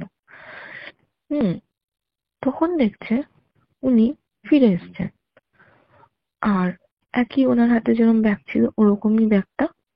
উনি ফিরে এসছেন, আর ফিরে উনি পাশের বাড়িতে, আমি যে বললাম আড্ডা ফাড্ডা হয় বউরা মিলে বসে, সেখানে যাচ্ছেন। তো জ্যাঠা শ্বশুর বিস্কুট কিনে ফিরে এসে বলে, কোথায় গেল? এই তো বেরোলো, আমি দেখলাম পাশ ধরে হেঁটে হেঁটে যাচ্ছে। এর মধ্যে এসেও বললো, গেছিল কোথায়? এত তাড়াতাড়ি গিয়ে ফেরা তো সম্ভব নয়। হ্যাঁ, আমরাও ভাবছি সত্যি তো, কোথায় গেল যে এত তাড়াতাড়ি ফিরে এলো? তো যাই হোক, হলো ওমা, উনি ওটা ওরকম ভাবে গিয়ে ফিরে এলো, তারপর পরদিন থেকেই বলা যেতে পারে। আর ওরকম অদ্ভুত ভঙ্গিমা আমি পুজোও করতে তাকে দেখি না। আর বাড়িটাও বেশ হালকা লাগে, মানে আমাদের আর অতটা ভয় লাগে না, আমরা বেশ নর্মাল হয়ে উঠি। যে মানে একটা জড়সড় ব্যাপার হয়ে গেছিল সবার মধ্যে, সেটাও আর নেই, আচমকা ভাবেই একদম নর্মাল হয়ে গেল। এটাও একটা সন্দেহ হয়। আর আমার সাথে যা ঘটে চলেছিল সবই আমার যেন সন্দেহের ব্যাপার লাগে এখন। আমি আবার ভাইকে জানাই সব, জানিস তো হঠাৎ করে সব যেন ঠিক হয়ে গেল। কি ব্যাপার হলো বলতো? বলছে যে দাঁড়া আমি দেখি তার সাথে যদি যোগাযোগ করতে পারি, ওই কামাখ্যার ওই পুরোহিত যিনি আর কি, আমি একবার বলবো তাকে। যে এবার ও বোধহয় ওর বন্ধুকে বলে, ও বন্ধু আবার কথাবার্তা বলে। তো ভাই দুদিন বাদে আমার ফোন করে আমায় বলে যে দিদি, উনি যেটা বললো তোর বাড়িতে খুব খারাপ জিনিস আনা হয়েছিল, আর সেটা যাকে এনেছিল আর কি, তার কোনো হয় শরীরের বা তার কোনো জিনিসের কোনো অংশ তোর বাড়িতে এনে রাখা হয়েছিল। তো সেটাকে বাড়ির থেকে সরিয়ে ফেলা হয়েছে, যার কারণে আবার জিনিসটা তোদের নর্মাল লাগছে। কারণ সেটা তো আর নেই তোদের বাড়িতে, আর তোদের বাড়িতে যেহেতু সেটাও নেই, বাদ বাকি যারা অ্যাট্রাক্ট হয়েছিল তোদের বাড়িতে তারাও বোধহয় চলে গেছে। উনি পুরোটা দেখতে তো পাচ্ছেন ওভাবে, তবে উনি এটাই মানে ওনার ধারণা যে যার থ্রুতে ওরা অ্যাট্রাক্ট হয়েছিল সেই যখন বাড়িতে আর নেই, তো ওরাও বোধহয় নেই, তারাও বোধহয় বেরিয়ে গেছে। যথারীতি বলছি দাদা, আমরা ভীষণ একটা রিলিফ যেন ফিল করছি, প্রত্যেকে বাড়ির প্রত্যেকে। সেই ব্যাপারটাই যেন আর নেই, আমরা খুব হালকা, বাড়িটাও খুব হালকা, নর্মাল একটা ব্যাপার ফিল করা হচ্ছে। তো এই গেল আরেকটা ঘটনা। এবার তারপর আমি একদিন রাত্রিবেলাতে বিছানা করা হচ্ছে, আমার বোন না বালিশ গুলোকে প্রচন্ড মেরে মেরে ঝাড়ে। তো ওর যে পাশ বালিশটা রয়েছে সেটাকেও ও ওরকম ভাবে মেরে ঝেড়েছে। যখন ওটা মেরে ঝাড়লো তার থেকে তুলো বেরিয়ে এলো। তুলো বেরিয়ে আসাতে আমি বললাম যে এমা এটা রেখে দাও, এটা কোথায় ফেটে গেছে, এটাকে আমার সেলাই করতে হবে। তো ও রেখে দিল সাইড করে। আমি সুতোর বাক্স নিয়ে আসি, নিয়ে এসে ওটাকে সেলাই করতে বসে, আমি তোমাকে দাদা ওই ফটোটা শেয়ার করিনি, আমি তোমার ওটা শেয়ার করবো ফটোটা, তুমি দেখো। মানে ওটা যখন আমি, ওটার মধ্যে ডবল ওষার পরানো থাকতো, একটা আমরা খুলে ধোয়াপাতি করতাম, আরেকটা কখনোই খোলা হতো না। কারণ ওই বাঁশ বালিশটা ওর পুরোনো বাঁশ বালিশ, আর ওর মা বলতো যে বাঁশ বালিশটা একটু ফেটে ফেটে যায়, ভেতরের ইয়েটা পাতলা হয়ে গেছে, ওই জন্য ওটা ডবল ওষার পরানো থাকে। তো প্রথম ওষারটা তো খুলে নর্মাল, দ্বিতীয় ওষারটা যখন খুলি আমি দেখি যে ওটা অসংখ্য বার সেলাই খোলা হয়েছে আর সেলাই করা হয়েছে। যদি পাশ বালিশ ফেটে যায়, পাশ বালিশটা ফাটবে কি সেলাইয়ের গোড়া থেকে? হ্যাঁ ফাটে, সেলাইয়ের গোড়া থেকেও ফাটে, কিন্তু কাপড় পাতলা হলে তো মাঝখান থেকে ফেঁসে যায়। মাঝখানে যেখানে সেলাই নেই সেখানে কোনো জায়গায় ফাঁসেনি, কাপড় যথেষ্ট মোটা। কিন্তু সেলাইয়ের গোড়া মানে সেলাই বহুবার ওটাকে সেলাই খোলা হয়েছে, সেলাই করা হয়েছে। এটা আমি এইভাবে বুঝলাম কারণ ওটা বিভিন্ন রঙের সুতো দিয়ে সেলাই করা। সেলাই যে করা অংশটা ওটা বিভিন্ন ধরনের সুতো, রঙের সুতো। তো যে জায়গাটা হয়েছে সেই জায়গাটাতে একটুকুনি আমি দেখছি সেলাই খোলা। এবার আমি ওখান থেকে, যেহেতু আমার আগের বারও বালিশে ও জিনিস পাওয়া গেছিল, তো আমি ওখান থেকে এভাবে আঙুলটা ঢোকাই, আঙুল ঢোকানোর মধ্যে জায়গা রয়েছে। আঙুলটা ঢুকিয়ে যখন আঙুল বের করি, হাতের মধ্যে দেখি কি সব জিনিস লেগে এলো। আমার না বুকটা আবার ছ্যাপ করে উঠলো যে এ মা, আবারও কিছু হচ্ছে এরকম। সেলাই কাটি, সেলাই কেটে যখন বের করছি, আমি ঠিক বর্ণনা করতে পারবো না ওটা কি জিনিস। তুমি দেখেছো হয়তো, আমি তোমার সাথে শেয়ার করেছি। আমার বর্ণনা করার কোনো জায়গা নেই যে ওটা কি জিনিস বেরিয়েছে। গুঁড়ো গুঁড়ো গুঁড়ো গুঁড়ো কতগুলো জিনিস বেরিয়ে এলো। আমার বর সামনেই ছিল, ও দেখলো, দেখে আমায় বলল, বালিশটার ভেতর দিকে হাত ঢুকিয়ে দেখো তো যে ভেতরে কিছু আছে কিনা। বালিশটার ভেতরে যখন হাত ঢুকাই, সেখান থেকেও অ্যাজ ইট ইজ জিনিসগুলো বেরিয়ে আসে তুলোর সাথে মিক্স হয়ে, কিন্তু সেই জায়গাতে পরিমাণটা কম। যেই জায়গাটায় সেলাইয়ের মুখটা, সেই জায়গাতে অজস্র পরিমাণে ওই জিনিস। মানে আমি যদি কোল বালিশটা এখনো পাশ বালিশটা যদি আমি খুলি, তাহলে এখনো দেখা যাবে যে ওর ভেতর ওগুলো রয়েছে। কারণ ওই জিনিসগুলো এমনই জিনিস যেটাকে পুরোপুরি তুলোর থেকে আলাদা করে বের করে পরিষ্কার করা সম্ভবই না। তো আমাকে নতুন বালিশই করাতে হবে, যেটা এখনো হয়ে ওঠেনি। তো এরকম জিনিস বেরিয়ে আসে, মানে প্রচুর পরিমাণে বেরিয়ে আসে, প্রচুর পরিমাণে বেরিয়ে আসে। তো যাই হোক, আর কিছু যেহেতু করার নেই, ওটাকে আমি যতটা পেরেছি বের করেছি, আর বাকিটাকে আমি সেলাই করে আবার রেখে দিয়েছি পাশ বালিশটাকে। তো এই হলো গিয়ে তোমার এখানটা মিটলো। এবার আমি আর আমার বর দুজন মিলে ডিসিশন নিই যে আমাদের বাড়িটা তো খুব ছোট, যেহেতু ছেলে হয়েছে, ভবিষ্যতে ছেলেও এই বাড়িতেই থাকবে, এটাই এক্সপেকটেশন আমাদের, এখানেই যেহেতু থাকবে, তো কিছু আমাদের করে রেখে যেতে হবে। তো নর্মালি এখনের যা ক্রাইসিস পিরিয়ড, তাতে সেরকম কিছু করা পসিবল না।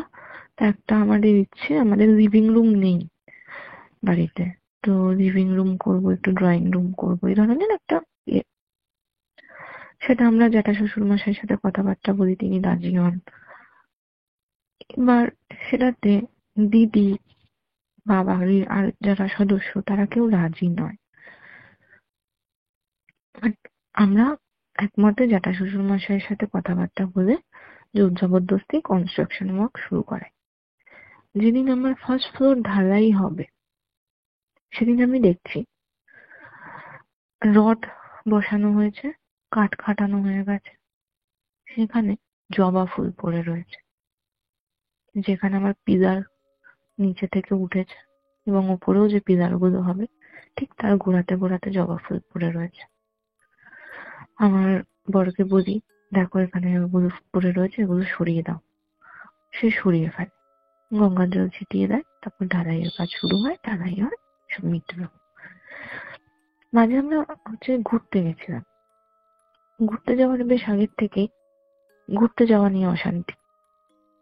এইখানে মানে আমার অফিসের সমস্যা, বরের অফিসের সমস্যা, এই শুরু হলো। আর আমার ছেলের শরীর খারাপ হয়ে যায়। ছেলের গিয়ে ভীষণ ভাবে শরীর খারাপ, হঠাৎ করে ভোরবেলার দিকে কি প্রচন্ড জ্বর।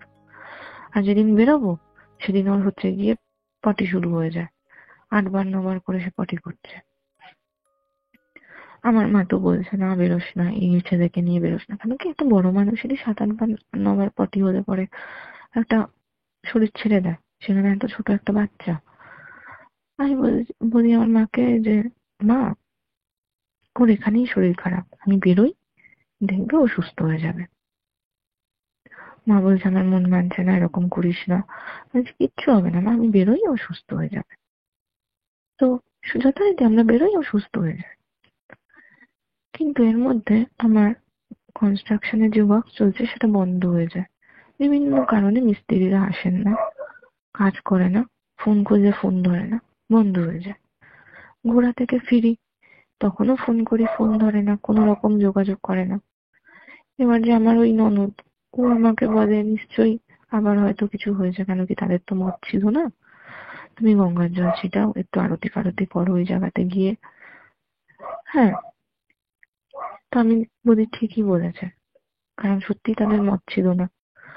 তো আমি গঙ্গার জল সমস্ত জিনিস ছেটাই। ও যে ডাস্টের মতো যে জিনিসটা আমাকে এনে দিয়েছিল সেটাও গিয়ে ফেলে দিয়ে আসি ওই জায়গাতে।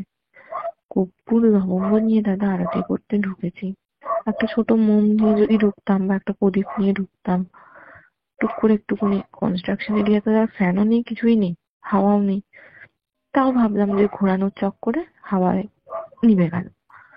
কর্পূরের অত বড় আগুন, সেটা যেই নিয়ে গিয়ে আমি ওই এরিয়াটাতে ঢুকেছি, জাস্ট দপ করে নিভে গেল আওয়াজ।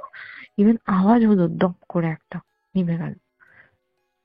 আমি আবার এসে ওটাকে ধরালাম, ধরে আবার ঢুকতে গেলাম, আবার নিভে গেল। এরকম ভাবে পরপর 3 বার। যখন 4বারের বার আমি নিয়ে ঢুকি তখন ওটা আর নেভে না। আমি পুরো এরিয়াতে ঘুরিয়ে নিয়ে আসি। সেম জিনিস রিপিট হয় সেকেন্ডে। সেকেন্ডে ওটা একবারই ওরকম ভাবে নিভে গেল, তারপরের থেকে আর ওটা নর্মাল হয়ে আসছে। আর গত পরশুদিন থেকে আমার মিস্ত্রি এসে কাজও শুরু হয়ে যায়, কাজও শুরু হয়ে যায়। তো এর মধ্যে আমার আমার বলা হয়নি, আরেকজনও রয়েছে, মানে মানে আমাকে যে ফোন করেছিল আমার হাজবেন্ডের বন্ধু, সেও আমাকে হেল্পই করেছে বলতে পারো। সে যে তাদের যে গুরুদেব রয়েছে তার সাথে এই সমস্ত নিয়ে কথা বলেছে, এবং তিনি জানান যে আমার হাজবেন্ডের কোনো জ্ঞাতি জ্ঞাতি মানুষই আমাদের এইভাবে ক্ষতি করছে। তিনি এটাও জানান যিনি ক্ষতি করছে তিনি, মানে সে আর কি কোনোভাবেই চায় না যে আমার আর আমার হাজবেন্ডের মধ্যে রিলেশনটা ভালো থাকুক। সে শুধু এইভাবেই ক্ষতি করছে না, সে পারিপার্শ্বিক ভাবে অন্যভাবেও ক্ষতি করছে, বিভিন্ন ধরনের মন্তব্য করে, বিভিন্ন রিলেটিভস এর কাছে বিভিন্ন রকমের বক্তব্য রেখে এভাবেও সে ক্ষতি করার চেষ্টা করছে। আরো একজন আমার বান্ধবীর রিলেটিভ, উনি প্রফেশনাল নয়, উনি প্রেডিকশন করেন, উনিও একই কথা বলে, একই জিনিস বলে যে এইভাবে ক্ষতি করার চেষ্টা হচ্ছে। আর উনি আমাদেরকে একটা মহাদেবের একটা রাখতে দেন। আর ওটা রাখতে দেওয়ার কারণ হচ্ছে কি, আমার ছেলে হয়তো ওর উপর কোনো রকম ক্ষতি সাধনের মতো কিছু করা হচ্ছে না, বা হয়তো ওকে কিছু খাওয়ানো হচ্ছে না নিজে বশীভূত রাখার জন্য, বা ওর উদ্দেশ্যে হয়তো কিছু করা হচ্ছে না, কিন্তু আমাদের উদ্দেশ্যে যে করা হচ্ছে, ও তো ছোট খুব, হ্যাঁ, আমাদের উদ্দেশ্যে যে করা হচ্ছে, খাটে বিভিন্ন ধরনের জিনিস রাখা হচ্ছে, ঘরে বিভিন্ন ধরনের জিনিস রাখা হচ্ছে, তার এফেক্টটাও তো এই বাচ্চাটার উপরে পড়ে। নেগেটিভ জিনিসের এফেক্টটা সবার উপর পড়ে। আমরা বলি যে এরা ভগবান, এদের ওপর কিছু হয় না। দাদা তুমি ভাবতে পারবে না, সেই দিন যেদিন আমরা বেরোলাম ঘুরতে, সেদিনও বেরোনোর আগে 8 থেকে 9 বার ও পটি করেছে জলের মতো। আর আমি যখন ওকে নিয়ে বেরিয়ে গেলাম বিকেল বেলাতে ঘুরতে যাওয়ার জন্য, তখন থেকে ও আর একবারও পটি করেনি। আমরা ট্রেনে গেছিলাম, পুরো ট্রেনে জার্নি করেছি, কোনো পটি নেই, কিছু নেই। পরের দিন সকালবেলা ঘুম থেকে উঠেও যেরকম নর্মালি পটি করে, অ্যাজ ইট ইজ ও তাই করেছে। আর যে কদিন আমরা বাইরে ছিলাম ও একদমই নর্মাল ছিল, নর্মাল পটি করেছে, নর্মাল খাওয়া দাওয়া করেছে, নর্মাল ভাবে ঘুরেছে। হাসি খেলা ঠাট্টা সমস্ত কিছু একদম নর্মাল ছিল। তো এটাই প্রমাণ ওকে কিছু না করা হলেও ওর ওপরও এফেক্ট পড়ে।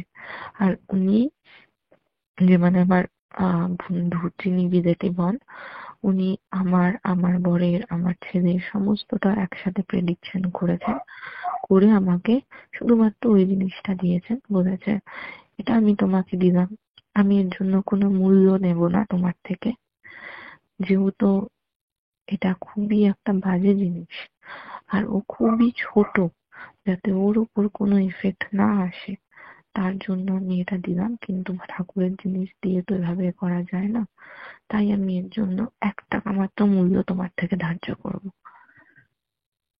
উনি আমাকে সেভাবে চেনেন না, জানেন না, উনি শুধুমাত্র আমাদের ওই ছক দেখে উনি এই জিনিস প্রেডিক্ট করেন, যে জিনিস একই কথা আর কি আমার বরের যে বন্ধু তার গুরুদেবও বলেছেন, ইনিও সেই একই কথাই বলেন, আর একইভাবে হচ্ছে গিয়ে চলে। তো যাই হোক, এইভাবেই চলছে এখনো। মানে আমি লাস্ট 3 দিন আগের ঘটনাও তোমাকে বললাম আর কি। এটা আর কতদিন চলবে আমি জানি না। তো দেখা যাক এবার কি চলতে থাকে আর। তো তুমি কি কারোর সাথে কথা বলেছো এই ব্যাপারটা থেকে কিওর হওয়ার জন্য? উম, মানে পুরোপুরি কিওর হওয়ার জন্য এরকম কারোর সাথে যোগাযোগ কি করেছো? হ্যাঁ, যোগাযোগ করেছিলাম যখন আমার ওই ননদ যার কাছে যায়, সে যখন জিনিসগুলো আমাকে এনে দিল, আর সেটা রাখার পর সেটা ইউজ করার পর যখন আমার হাজবেন্ডের মধ্যে সম্পর্কটা নর্মালও হলো, তারপর আমি তার কাছে গেছিলাম। উনি যথারীতি একটাই কথা বলে, যে যখন জিনিসগুলো হচ্ছে, অসুবিধাগুলো এসে জানাচ্ছ, সেই টাইমের জন্য সেই অসুবিধার জন্য আমি একটা জিনিস দিলাম, সেটাতে সেটা কিওর হলো, কিন্তু এই জিনিস তো বাবা কিওর হবেই না কোনোদিনও, কারণ একবার এক এক রকম ভাবে সে তোমার ওপর এই জিনিসগুলো করে যাচ্ছে। আচ্ছা, মানে এটা তোমার পরিবারের লোকই করছে তোমার সাথে? হুম হুম হুম। মানে সিরিয়াসলি কি বলবো আমি জানি না। মানে এই রকম ঘটনাগুলো যাদের সাথে ঘটে, আর এটা তার থেকেও আরো বেশি প্যাথেটিক বা মেনে নেওয়া কঠিন যে আমার কাছের মানুষগুলোই আমার এরকম ভাবে ক্ষতি করে যাচ্ছে। সেটাই। আর এটা নিয়ে আমি তো দেখো সবাইকে মানে বলা যায় না, যার কারণ বিশ্বাস করবে না সবাই এই জিনিসগুলো, কারণ আমি যা ফেস করছি সেটা আমিই জানি। আর যারা হয়তো এই জিনিস কিছু কিছু ব্যাপারে ফেস করে এসছে তারা হয়তো জিনিসটা হয়তো বিশ্বাস করবে, কিন্তু যারা এই জিনিসগুলো মানে না বা জানে না তারা তো বিশ্বাস করবে না। স্বাভাবিক তো। মানে জানি না, এটা সত্যি কথা বলতে যার সাথে হয় একমাত্র সেই বুঝতে পারে, বা যার সাথে ঘটে সেই এই মানে জিনিসগুলো বা এই ঘটনাগুলোর ইম্পর্টেন্সিটা বুঝতে পারে, মানে যে কতটা কঠিন হয়ে যায় এই জিনিসগুলো থেকে বেরোনো, বা যাদের সাথে ঘটে তারা যে কিভাবে সার্ভাইভ করে এটা অনেকেই বুঝতে পারে না। তো আজকের যে ঘটনাটা তুমি বললে, এটা মানে একদিকে যেমন ভীষণ প্যাথেটিক, তেমন অনেকটা ভয়েরও। ভয় ইন দ্য সেন্স, মানে হয়তো আমি ভৌতিক ব্যাপারে না বললেও মানুষের লাইফ রিস্ক, বা হ্যাঁ, একটা সম্পর্ক ভেঙে যাওয়া, বা একটা বাচ্চা বা পরিবারের খুব কাছের মানুষদের প্রাণহানি হওয়ার সম্ভাবনাও থেকে যায়। থেকে তো যায়। তো আমি জানি না যে মানুষ এই জিনিসগুলো কবে বুঝতে পারবে যে শুধুমাত্র নিজের স্বার্থসিদ্ধির জন্য একটা ছোট্ট ফুলের মতন বাচ্চাকেও ছাড়ে না যারা। তো না, সেটাই সব থেকে বেশি আশ্চর্য ব্যাপার, যে মানে আমরা তো এটাই ভাববো না যখন দেখছি আমরা বেরোনোর আগে তার শরীর খারাপ এভাবে হচ্ছে, তো তার উপরও নিশ্চয়ই কিছু প্রয়োগ করা হয়েছিল যাতে আমরা সেদিন ঘুরতে না বেরোতে পারি। অবশ্যই। তবে আহ, আমি অবশ্যই প্রার্থনা করব বা প্রে করব যাতে তুমি তোমার বাচ্চা দুজনেই সাধারণ জীবনে ফিরতে পারো। আর যে বা যারাই এই কাজটা করেছে তারা যেন আর যা ক্ষতি করার তো তারা করেই ফেলেছে, আর যেন নতুন করে কোনো ক্ষতি না করে তারা। না, আমি একটা অবশ্যই, জিনিস মানি, যে কর্মা তো কথা বলবেই। অবশ্যই। তা মানুষের তো আমি বলবেই। সেটাই তো বলছিলাম যে মানুষের কর্মফল যে মানুষকে কোথায় নিয়ে যেতে পারে নিয়ে তা যাবে, হয়তো হ্যাঁ। মানুষ নিজেও জানে না। তো আর সব মা- থেকে বড় ব্যাপার, এগুলো যখন মানে যাদের সাথেই টুকটাক আমি শেয়ার করেছি তাদের একটাই বক্তব্য, যে শত্রু কখনো না ঘরের মানে দূরের হয় না, শত্রু কাছের সবসময় মানুষই দেওয়ালের এগিয়ে। ভেতরেই থাকে, চার হ্যাঁ, দেওয়ালের ভেতরেই থাকে। এই এটা জিনিসটা খুব প্রত্যেকটা মানুষেরই মানতে জানা আছে। অসুবিধে মানে হলেও পরেও, মানতে খুব কষ্ট হলে পরেও বাস্তব কিন্তু এটাই। অবশ্যই। তো খারাপটা এখানেই লাগছে যে তাদের এই রেষারেষি বা হিংসার কারণে হুম, একটা বাচ্চাও ভুগছে, ভুগছে। আর সব যেখানে থেকে বড় তার ব্যাপার এসবের যখন, মধ্যে কোনো ইনভলভমেন্টই না ছিল না।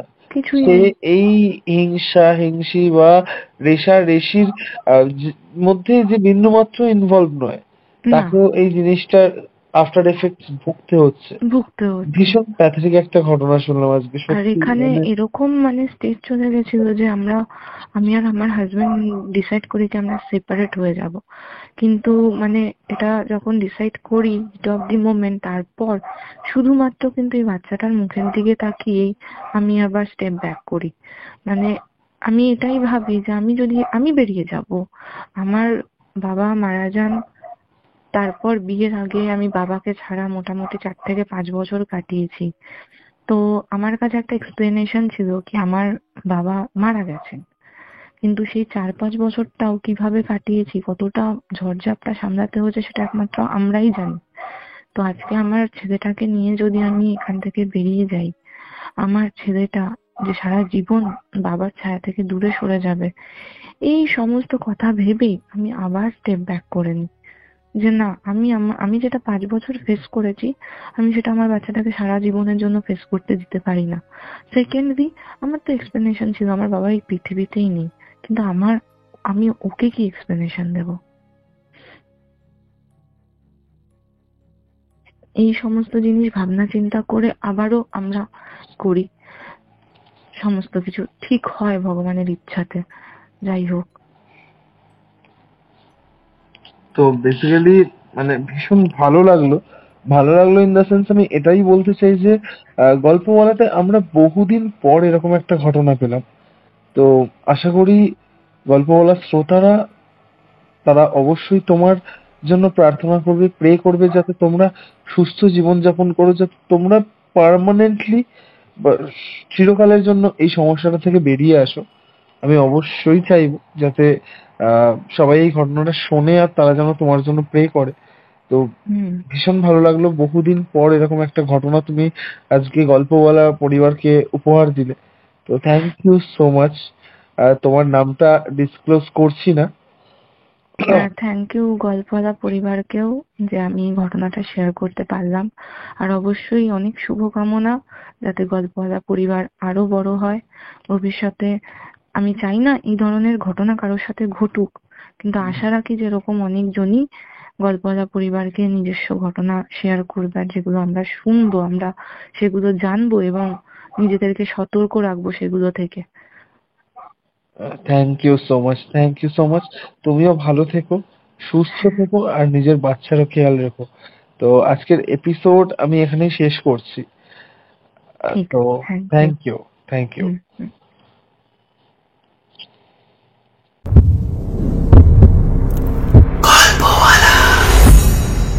Spotify original horror podcast. এটাই ছিল আজকের ঘোষরি কল রেকর্ডিং। তো আজকের কল রেকর্ডিং এর ঘটনাটা কেমন লাগলো কমেন্ট করে কিন্তু জানাতে ভুলো না। যদি ভালো লেগে থাকে তাহলে একটা লাইক করে দিও আর শেয়ার বাটন প্রেস করে বন্ধুদের সাথে শেয়ার করে দিও। আর যদি গল্পওয়ালা ইউটিউব চ্যানেলের নতুন শ্রোতা হয়ে থাকো বা আজকের এপিসোডটা প্রথমবারের জন্য ইউটিউবে দেখে থাকো, তাহলে চ্যানেলটা অবশ্যই সাবস্ক্রাইব করে দিও আর স্পটিফাই পডকাস্টটিকেও ফলো করতে ভুলো না, কারণ গল্পওয়ালা আমাদের প্রত্যেকের নিজেদের যৌথ পরিবার। আজকের এপিসোড আমি এখানেই শেষ করছি। আগামী শনিবার আসছি নতুন কোনো গল্প বা ঘটনা নিয়ে।